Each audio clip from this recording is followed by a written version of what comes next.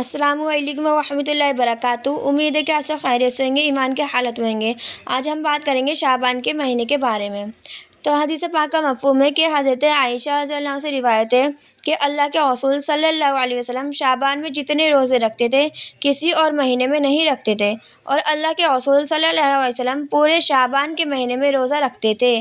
یہ حدیث بخاری شریف کی، اور اس حدیث سے یہ ثابت ہوتا ہے کہ آپ صلی اللہ علیہ وسلم پورے شعبان کے مہینے روزہ رکھتے تھے۔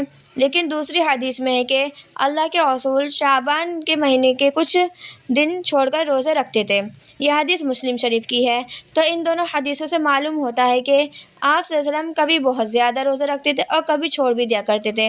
تو اس سے معلوم ہوتا ہے کہ جس کا دل ہو روزے رکھے اور جس کا دل ہو نہ رکھیں، دونوں میں کوئی حرج نہیں ہے۔ البتہ اگر شعبان کے روزے رکھنے سے کمزوری آ جائے اور رمضان مبارک کے روزوں کا چھوٹنے کا ڈر ہو تو نہ رکھیں، کیونکہ شعبان کے روزے فرض نہیں ہیں، رمضان مبارک کے روزے فرض ہیں، اور رمضان مبارک کے روزے رکھنا ضروری ہے۔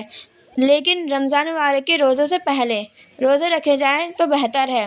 اللہ رب العزت نے شعبان روزے سے پہلے اس لیے رکھا ہے تاکہ پریکٹس ہو جائے اور مشق ہو جائے روزے رکھنے کی، رمضان مبارک سے پہلے عادت ہو جائے اور روزے آسانی سے جا سکیں۔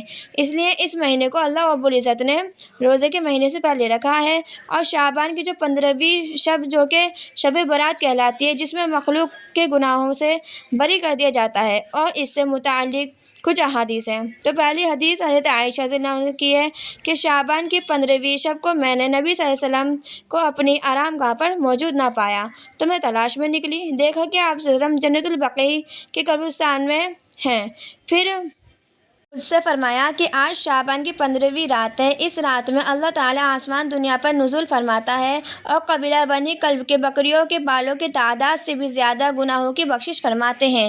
اور دوسری حدیث میں آتا ہے کہ اس رات میں اس سال ہونے والے ہر بچے کا نام لکھ دیا جاتا ہے، اور اس رات میں اس سال مرنے والے آدمی، عورت، بچے کا بھی نام لکھ دیا جاتا ہے۔ اس رات میں اعمال بھی اٹھائے جاتے ہیں، اور اس رات میں رزق بھی اتارا جاتا ہے، جس کے نصیب میں جتنا رزق ہوتا ہے وہ بھی لکھا جاتا ہے۔ اور ایک اور روایت میں ہے کہ اس رات میں تمام مخلوقات کی مغفرت کر دی جاتی ہے سوائے 7 لوگوں کے۔ ایک وہ جو مشرک ہو، جو اللہ کے ساتھ کسی کو شریک کرتا ہو، اور دوسرا وہ جو والدین کی نافرمانی کرتا ہو، اور تیسرا وہ جو اپنے دل میں کسی کے لیے کینہ رکھتا ہو، اور چوتھا وہ جو شرابی پیتا ہو، شرابی ہو، اور پانچواں وہ جو قاتل ہو، جو کسی نے ناحق کسی کا قتل کیا ہو، اور چھٹا وہ جو کہ شلوار یا پاجامہ ٹخنوں سے نیچے لٹکاتا ہو، اور ساتواں وہ جو کہ چغل خوری کرتا ہو۔ تو جو اس میں ٹخنوں سے نیچے شلوار لٹکانے کا منع ہے، یہ صرف مردوں کے لیے ہے، مرد حضرات کے لیے، عورتوں کے لیے نہیں ہے۔ عورتیں ٹخنوں سے نیچے ہی اپنی شلوار رکھیں۔ تو ان 7 لوگوں کی جب تک یہ ان جرم سے توبہ نہ کر لیں سچے دل سے، تو ان کی مغفرت نہیں ہوگی۔ اور ایک حدیث میں ہے کہ حضرت علی رضی اللہ عنہ سے روایت ہے کہ اس رات میں عبادت کیا کرو اور دن میں روزہ رکھا کرو۔ اس رات میں سورج غروب ہوتے ہی اللہ تعالیٰ اپنے بندوں کی طرف متوجہ ہوتے ہیں، اور اس بات کا اعلان ہوتا ہے کہ کون ہے جو گناہوں کی بخشش کروائے، کون ہے جو رزق کی طلب کو کرنا چاہتا ہے، کون ہے جو بیماری سے چھٹکارا پانا چاہتا ہے، کون ہے جو مصیبت سے چھٹکارا پانا چاہتا ہے، اس میں تمام چیزوں کی عطا کروں گا، اللہ رب العزت یہ فرماتے ہیں۔ اور اس رات میں 3 کام کیے جاتے ہیں۔ پہلی بات، قبرستان جا کر مردوں کے لیے ایصال ثواب اور مغفرت کی دعا کی جائے، لیکن اس بات کو یاد رکھیں کہ اللہ کے نبی صلی اللہ علیہ وسلم سے ساری حیات میں، ان کی تمام حیات میں صرف ایک ہی مرتبہ شب برات میں جانا ثابت ہے قبرستان پہ۔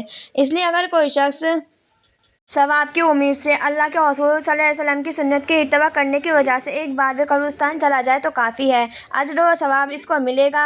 اور قبرستان پہ چراغاں جلانا، ہر سال جانے کو لازمی سمجھنا، اس کو شب قدر کے ارکان میں داخل کرنا، یہ ٹھیک نہیں ہے۔ جو چیز اللہ کے رسول صلی اللہ علیہ وسلم سے ثابت ہے صرف انہیں ہی کرنا چاہیے، اسی کا نام دین ہے۔ اور دوسری بات یہ ہے کہ اس رات میں نوافل تلاوت کرنا اور اذکار کرنا، اس کا اہتمام کرنا صحیح ہے۔ اس بارے میں یہ واضح رہے کہ نفل ایک ایسی عبادت ہے جس میں تنہائی ہے، یہ تنہائی کی عبادت ہے، اس کے ذریعے انسان اللہ رب العزت کی زیادہ قریب ہوتا ہے۔ اس نوافل وغیرہ کو اپنے گھر میں پڑھیں۔ نوافل کا پڑھنا جماعت کے ساتھ پڑھنا، خاص طریقہ اپنانا جائز نہیں ہے، درست نہیں ہے۔ یہ رات شور مچانے اور میلے اور لوگوں کے جمع کرنے کی نہیں ہے، بلکہ تنہائی میں اللہ رب العزت کی عبادت کریں اور اس وقت کو ضائع ہونے سے بچائیں۔ اور تیسری بات یہ ہے کہ دن میں روزے رکھنا بھی مستحب ہے۔ ایک تو حضرت علی رضی اللہ عنہ سے ثابت ہے اور دوسرا اللہ کے رسول صلی اللہ علیہ وسلم سے ہر ماہ میں 13ویں رات، 14ویں رات اور 15ویں رات کے روزوں کا اہتمام فرماتے تھے۔ اگر اس نیت سے روزے رکھیں گے تو اجر و ثواب ہوگا۔ اور اس رات میں خاص پٹاخے، آتش بازی کرنا اور حلوے، کھیر وغیرہ بنانا یہ درست نہیں ہے، یہ سب بیکار کی بات ہے۔ بیکار کی چیزیں، نئی نئی چیزیں بنانا، بریانی وغیرہ بنانا یہ سب درست نہیں ہے، جائز نہیں ہے۔ یہ سب شیاطین کے کام ہیں اور شیطان انسان کو مشغول کر کے اللہ کی مغفرت اور عبادت سے محروم کر دیتا ہے اور یہی شیطان کا اصل مقصد ہے۔ لہٰذا ان سب کاموں سے بچا جائے اور اس رات کی فضیلت اصل نہیں ہے۔ دعاؤں میں یاد رکھنا۔ السلام علیکم و رحمۃ اللہ وبرکاتہ۔